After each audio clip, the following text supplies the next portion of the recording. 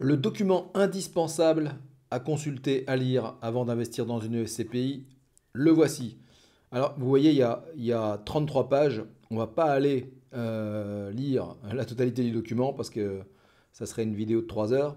Mais donc là, vous avez sous les yeux le rapport annuel 2023 de la SCPI Quorum XL. Et je vais partager avec vous, ça va être une vidéo très courte, mais je veux juste vous sensibiliser sur l'ensemble des informations que vous allez pouvoir retrouver dans ce rapport.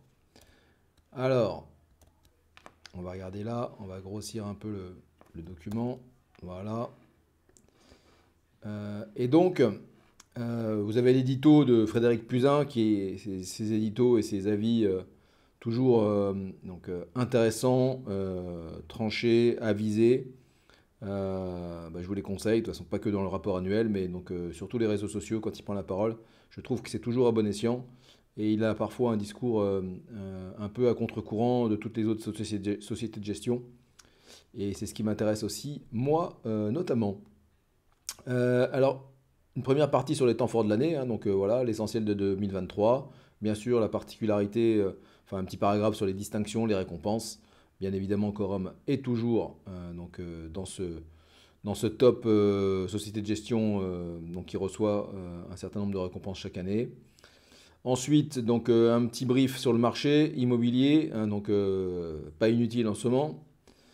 Là, on rentre dans le cœur du réacteur de chez Quorum, donc avec le profil du patrimoine immobilier. Et puis on sait que Quorum est une SCPI européenne. Quorum XL, pardon, une SCPI 100% européenne. C'est la seule de chez Quorum qui est 100% Europe.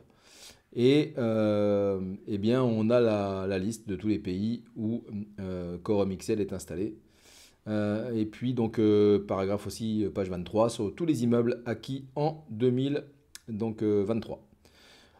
Il y a bien sûr, et heureusement j'allais dire, une partie sur les éléments financiers, hein, donc sur le marché des parts de SCPI, les données financières de la SCPI Quorum XL, et puis surtout les comptes annuels de l'exercice 2023. Là aussi, vous voyez que on passe de la page 29-32 à la page 45. Donc autant vous dire qu'on va dans le détail. Et celui qui a envie de se pencher en détail sur la gestion des comptes de chez Quorum pourra avoir toutes les informations qu'il souhaite dans ce document. Puis une partie sur les rapports, les projets de résolution à l'Assemblée générale. Je vous rappelle que dès lors que vous êtes associé, d'ailleurs j'ai voté pas plus tard que cette semaine l'ensemble des résolutions de l'Assemblée générale de 2024 là. Et donc on a, vous le voyez, hein, les acteurs de contrôle entre guillemets, hein. Donc on a donc le rapport de la société de gestion. Puis, en termes d'acteurs indépendants du contrôle, on a le rapport du conseil de surveillance, on a le rapport du commissaire aux comptes, on a un rapport spécial du commissaire aux comptes, on a un rapport de la conformité et de l'audit interne, et enfin on a les projets de résolution de l'Assemblée générale mixte. Enfin, donc une petite conclusion sur les engagements pour l'avenir.